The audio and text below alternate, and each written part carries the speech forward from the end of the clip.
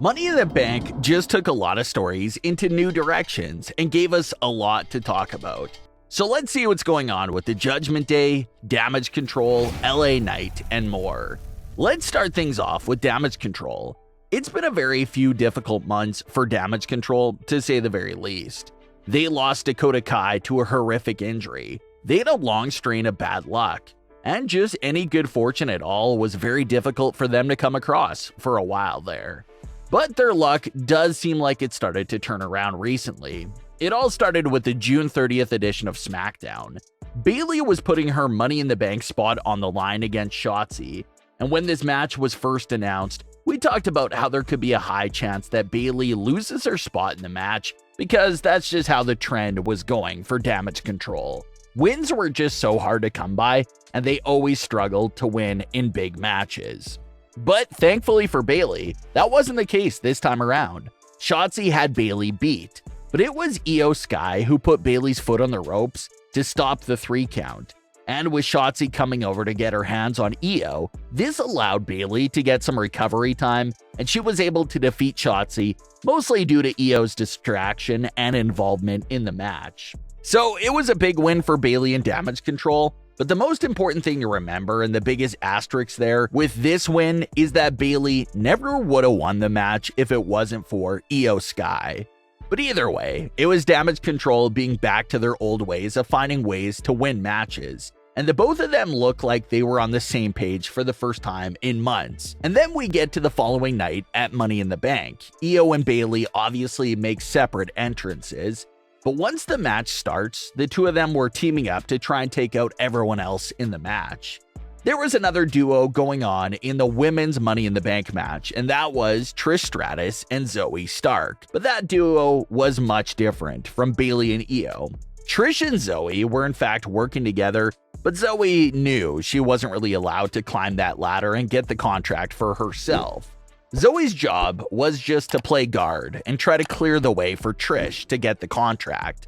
That was her assignment, and she understood it. But with the duo of Bayley and Iyo, that wasn't the case.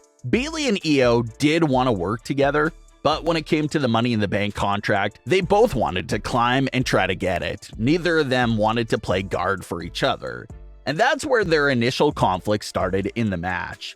They're setting up a ladder and they're both climbing it at the same time and getting angry with each other because the both of them obviously want the other to stay down and give them protection. And then moments later, the ring gets cleared and Iyo appears to have a clear path to the contract, but she's stopped by Bayley, who attacks her. And like Wade Barrett alluded to, maybe it was just natural instinct for a match like this, that Bayley didn't really have time to really see who it was. Her instinct just told her to stop them. And you can make that argument. Maybe Bayley will even try and use that same argument. But you can also argue that Bayley knew exactly who it was that she was stopping, and she didn't care because she wanted that contract for herself. But moments after that, it's Becky Lynch and Bayley that appear to be the last two standing to try and win the contract. But Iyo comes out of nowhere to handcuff Becky and Bayley together, climb on top of them, and win the contract for herself. And this was something that many fans predicted. Iyo was a big fan favorite to win the match, and everyone figured that maybe they'll use the contract to continue to have tension between Bayley and Iyo, and that appears to be what they're doing. A lot of fans were curious if this moment there of Iyo handcuffing Bayley was her moment of officially leaving Damage Control. And the confirmed answer to that is no. Despite what happened there in the closing moments of the match, Iyo and Bayley appear to be together for the press conference after the event. Iyo said that there's no problem or tension because her winning the contract means that all of Damage Control won the contract, and the look on Bayley's face appears to tell a completely different story. Bayley doesn't appear to agree with that statement and would obviously rather have the contract herself. So it seems like they're teasing a lot there for what's to come for Iyo and Bayley.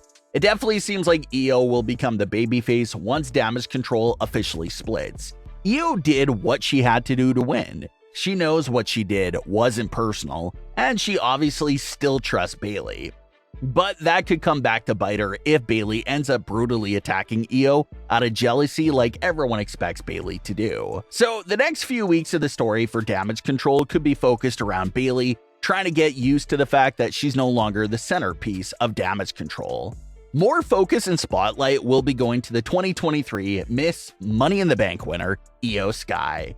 And we'll have to see how Bayley can actually cope with that and how long she goes until she explodes with rage and jealousy towards Iyo Sky. Now let's get into the latest with the Judgment Day and why Damian Priest won the Money in the Bank. Starting off with the Money in the Bank ladder match. Coming into the match, anyone with ears could obviously tell that LA Knight was the fan favorite by far. So much electricity filled the arena when he touched the ladder, climbed it, and got his hands on the briefcase. But the winner ended up being Damian Priest. There was a big negative reaction online from fans who really wanted LA Knight to have the moment. Triple H even acknowledged that fact during his press conference, teasing and hinting that big things are still coming for LA Knight. Triple H had this to say, quote, "I know LA Knight was a massive favorite, continuing that ascent. Great things come to those who wait, and that rise is just getting started," end quote. And the reason why LA Knight didn't win the contract is because it obviously seems like WWE has plans to use the contract within the Judgment Day. With Priest being the new contract holder and his Judgment Day partner being in a world title match later in the night, everyone wondered if there was any chance of Finn winning, only to be cashed in on by his Judgment Day partner.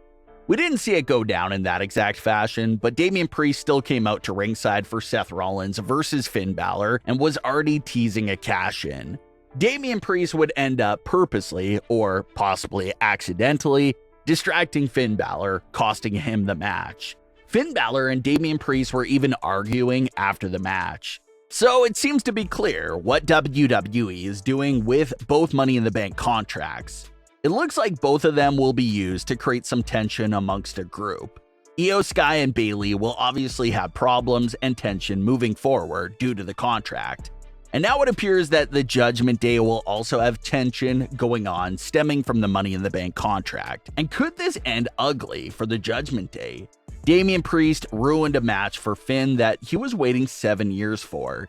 Is this something that Finn can't forgive him for? Will they continue to fight over this reason? Will someone get kicked out of the group? Will Finn even try and challenge Damian Priest for the contract himself? It looks like lots of issues will be going on there for the Judgment Day, and it'll be up to mostly Rhea Ripley to keep the peace. But what are your thoughts on today's stories? Leave your comments below. Don't forget to subscribe with all notifications on, and leave a like if you enjoyed. Thanks for watching, guys.